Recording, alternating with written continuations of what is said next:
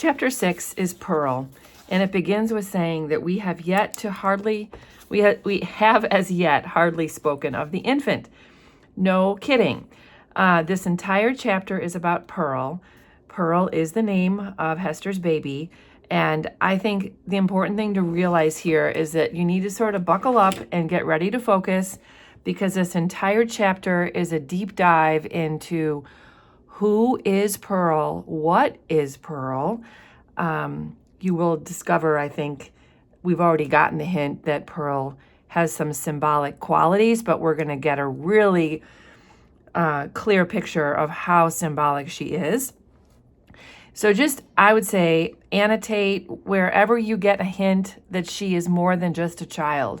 You don't have to necessarily understand at this point what the symbolism means. We're only in the first few chapters of the book, but this is one of those chapters where you might find a lot of evidence for a paper, for a close read, for an analytical or Socratic discussion. So she is described as a little creature, a lovely and immortal flower out of the rank luxuriance of a guilty passion. So she came from, forbidden love.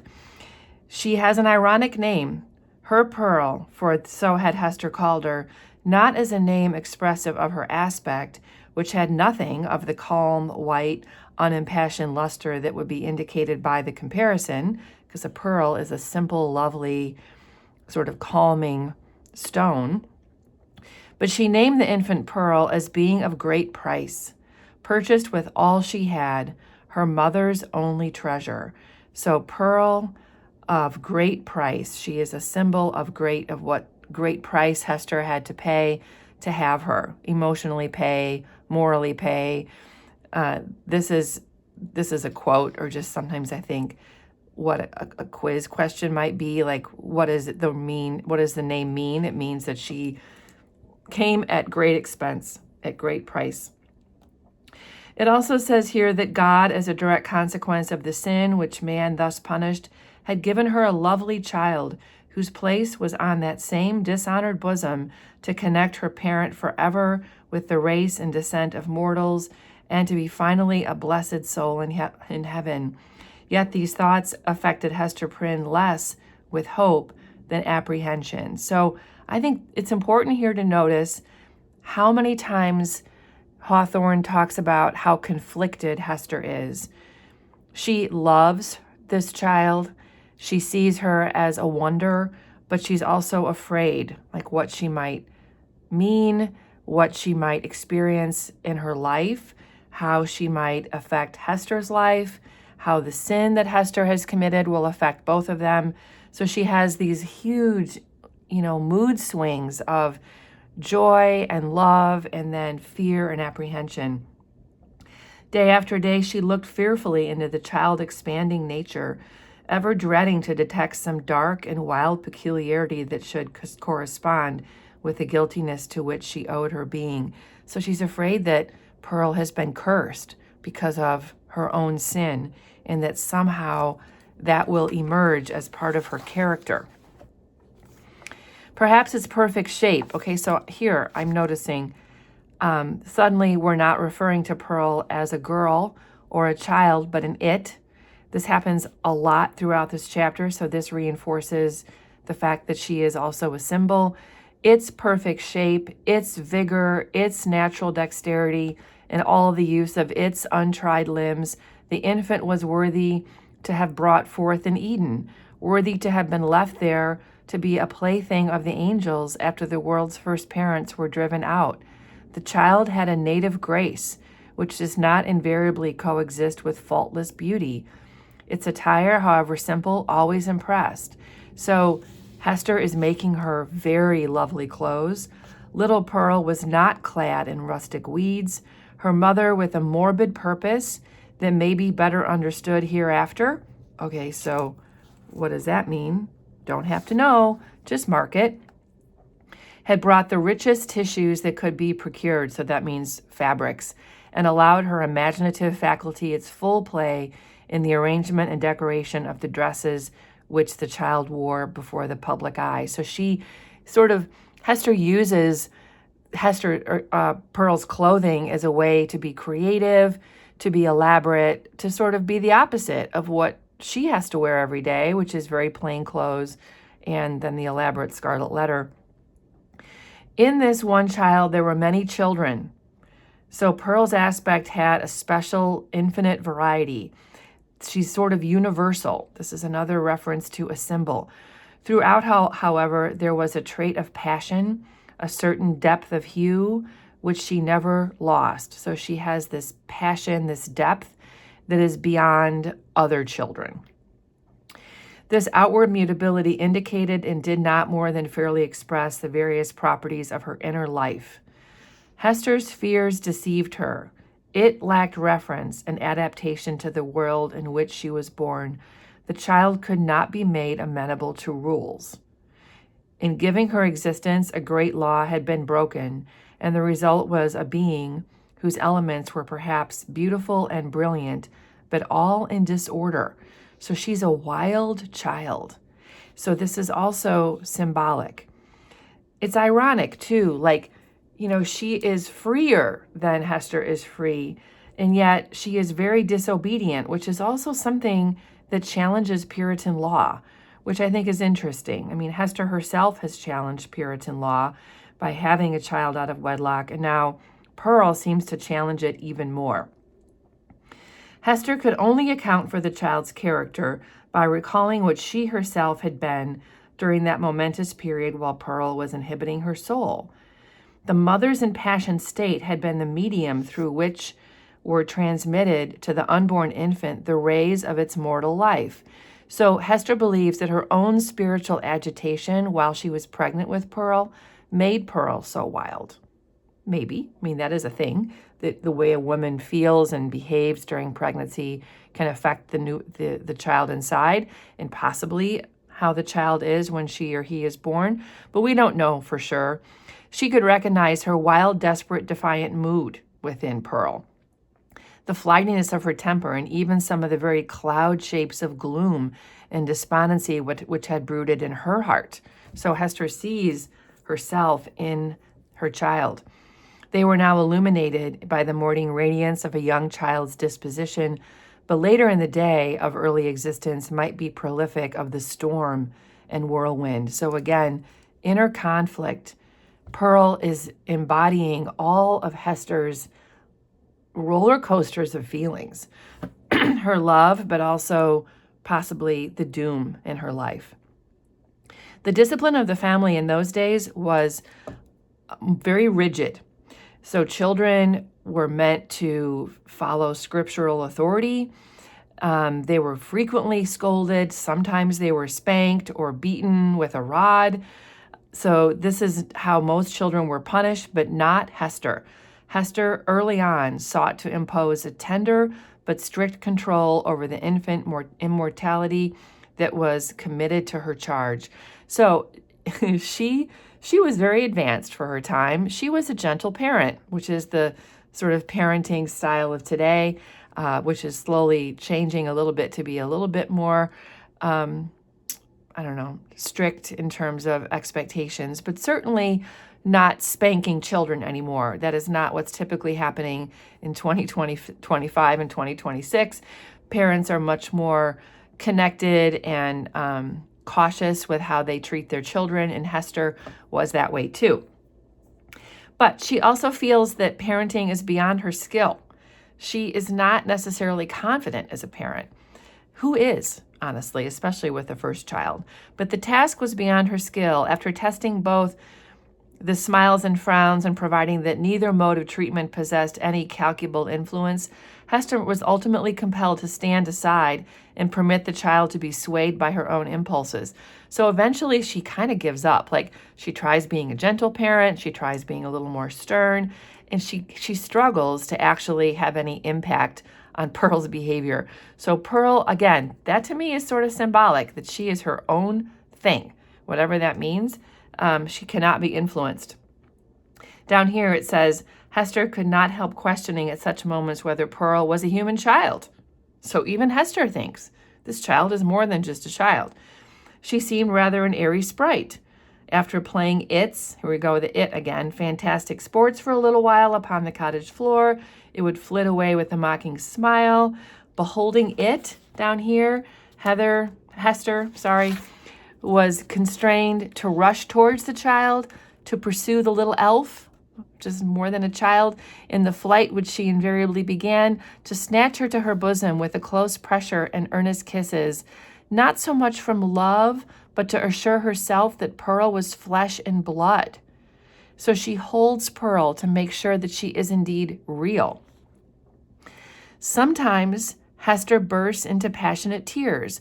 So there's almost everything I've annotated here is either about Pearl being a symbol or being more than simply a child, and also Hester's incredible turmoil emotionally. Her joy, her sorrow. Then perhaps, for there was no foreseeing how it might affect her, Pearl would frown, clench her little fist, and harden her small features into a stern, unsympathizing look of discontent. So Pearl doesn't like it when her mother cries. Not seldom would she laugh anew and louder than before, like a thing incapable of unintelligent of human sorrow. So sometimes Pearl asks like a thing that doesn't understand sorrow, and sometimes, too, she would be convulsed with rage and grief and sob out of her love for her mother. So sometimes Pearl has such deep empathy for her mother's sorrow that she cries with her. So even Pearl is sort of up and down in her behavior, like a human and not like a human. The mother, Hester, felt like one who has evoked a spirit, but by some irregularity in the process of conjuration has failed to win the master word that should control this new and incomprehensible intelligence. Her only real comfort was when the child lay in sleep. So she can only feel relaxed when Pearl is sleeping. Also, this is an obvious question. What's going to happen to Pearl in terms of friends, having other children to play with? Will she go to school? Will she get to talk to other kids? I mean, her mother is a complete pariah in town. Nobody talks to her, and if they do, they're mean. So this is also something that is going to affect Pearl. It says here, and then what a happiness would it have been could Hester have heard her clear bird-like voice mingling with the uproar of other childish voices. As a mother, she would like Pearl to have friends, but this would never be. Pearl was born an outcast, without a doubt. Nothing was more remarkable than the instinct, as it seemed, with which the child comprehended her loneliness. So it says here that Pearl even understands that she's an outcast, and it seems like she even accepts it more than Hester does. Over here it says, she saw the children of the settlement on the grassy margin of the street or at the doors of their homes, disporting themselves in such grim fashions as the puritanic nurture would permit. So here's what they play, these Puritan kids. This could be a quiz question. They play at going to church, or they play at making fun of Quakers, or they play at taking the scalps of Native Americans, or they scare one another with freaks of imitative witchcraft. These are all the things that the Puritan society shuns. Pearl saw and gazed intently, but never sought to make acquaintance. So maybe she's not missing too much fun. Perhaps Pearl is wise enough to recognize that these kids are kind of boring, and that they're pretty oppressed. If spoken to, she would not speak again. If the children gathered around her, as they sometimes did, Pearl would yell at them. She would throw stones at them. So she, aggressively went after them. She rejects them out of hand. And sometimes they talk about her that maybe she's a witch because she's so mean. The truth was that the little Puritans, being of the most intolerant brood that ever lived, had got a vague idea of something outlandish, unearthly, or at variance with ordinary fashions in the mother and child, and therefore scorned them with their hearts and not unfrequently reviled them with their tongues. So this to me is ironic. These Puritans who were so quick to judge Hester and to call her a sinner are sinning every day when they are at least, how about just be neutral to her? instead, no, they curse her all the time. These outbreaks of a fierce temper had a kind of value and even comfort for the mother because there was at least an intelligible earnestness in the mood instead of the fitful caprice that so often thwarted her in the child's manifestations. It appalled her, nevertheless, to discern here again a shadowy reflection of the evil that had existed in herself. So I put this as meaningful because, again, Hester is conflicted. A part of her likes the fact that Pearl yells at those kids. She's like, at least she's acting out. She's not just like sort of a strange spirit child, but she's engaged with society and she's actually recognizing something true about the Puritans. But then instantly her mood switches and Hester worries that this behavior is evil that Hester has given to Pearl. And so she has just, this is a really good close read, I would think here, and a good example. All this enmity and passion had Pearl inherited by inalienable right out of Hester's heart. Mother and daughter stood together in the same circle of seclusion from human society, and in the nature of the child seemed to be perpetuated those unquiet elements that had distracted Hester Prynne before Pearl's birth. So it just made a note, again, inner conflict. At home, Pearl wanted not a wide and various circle of acquaintances. She doesn't really feel any loss for not having friends. She is incredibly imaginative. So this next section really dives into how Pearl plays. A stick, a bunch of rags, a flower. These are the puppets of Pearl's witchcraft. I would say these are the puppets of her imagination. This is how she is able to play independently. She pretends, has little inner worlds and little dramas in her little child voice. She has people talking to each other, old and young. They talk together. The pine trees, everything in nature becomes, a possibility for an imaginative story that she can act out, that she can be a part of. She never, interestingly, created a friend, but seemed always to be sowing broadcast the dragon's teeth whence sprung a harvest of armed enemies against whom she rushed to battle. It was inexpressibly sad. So one so young, this constant recognition of an adverse world. So this is, I can see this being a quiz question too, that in all her imaginative play, Pearl never creates a friend for herself. I mean, this is a common thing kids do if they don't have someone to play with. They make an imaginary friend. Not Pearl. She is always fighting a battle. That's what she's doing. And so this makes Hester very sad. Sometimes Hester would drop her work upon her knees and cry out with agony when she would recognize this behavior in Pearl and say, "O Father in heaven, if thou art still my Father, what is this being which I have brought into the world?" Here's a question of the symbol again. One peculiarity of the child's deportment remains yet to be told. So this is important. Just plot, I suppose. The very first thing which she had noticed in her life was, of course, the Scarlet Letter. So she, and I just have an exclamation point here. I mean, think about it. Of course, a child, logically, would be caught by the brightness of it, the shiny gold thread, the fact that it was so bright against Hester's very drab clothing. But this obviously, too, is meant to be meaningful, that she identifies, she sees, and she reaches for that letter. Of course, it represents who Pearl is. And she gave her face the look of a much older child. When she would reach for that letter, something in her expression would change, and Hester would see her as an equal or as an older person. From that epoch, except when the child was asleep, Hester had never felt a moment's safety, not a moment's calm enjoyment of her. So because she is wise about the Scarlet Letter, because she has all this anger and this sort of untamed spirit, Hester has a hard time resting. It says here, like the stroke of sudden death, and always with the peculiar smile and odd expression of the eyes. This is sort of like the dark side of Pearl. Once this freakish, elfish cast came into the child's eyes while Hester was looking at her own image in them, and as mothers are fond of doing, and suddenly she fancied that she beheld not her own miniature portrait, but another face in the small black mirror of Pearl's eyes. It was as if an evil spirit possessed the child, peeping forth in mockery.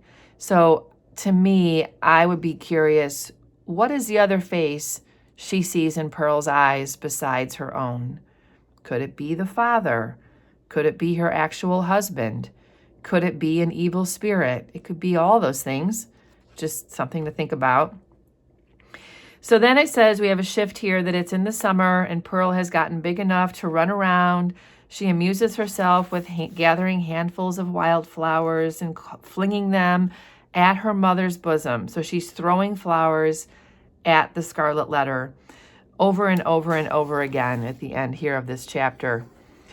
And it just kind of freaks Hester out. And she's like, "Child, what art thou?" Not who are you, but what are you? "Oh, I am your little Pearl," answered the child. "Art thou my child in very truth?" asked Hester. I think it's interesting that she's asking Pearl as an equal, like, who are you? What are you? "Yes, I am little Pearl," repeated the child. "Tell me then what thou art and who sent thee hither." She's like, "You are not my child. You are not mine. You come from somewhere else." And the child is like, she becomes very serious and she says, "Tell me, mother, tell me." So she wants to know, if I'm not your Pearl, whose am I? And Hester says, "Thy heavenly Father sent thee." So this could be a blessing, right? God sending something good to Hester. So this is what she says to Pearl, and I think we could ask ourselves, is this comforting to Hester or not? I think I would say both, because she seems to waffle back and forth in her feelings all the time. But look how Pearl responds. She says, "He did not send me. I have no heavenly Father." This is blasphemy. She is rejecting a God, the child is, which makes her seem evil, like she came from the devil. And this makes Hester so upset. "Hush, thou must not talk so. He sent us all into the world." Hester believes in God, and she believes in the goodness of God. Tell me," repeated Pearl, laughing. "It is thou that must tell me." But Hester could not resolve the query, being herself in a dismal labyrinth of doubt.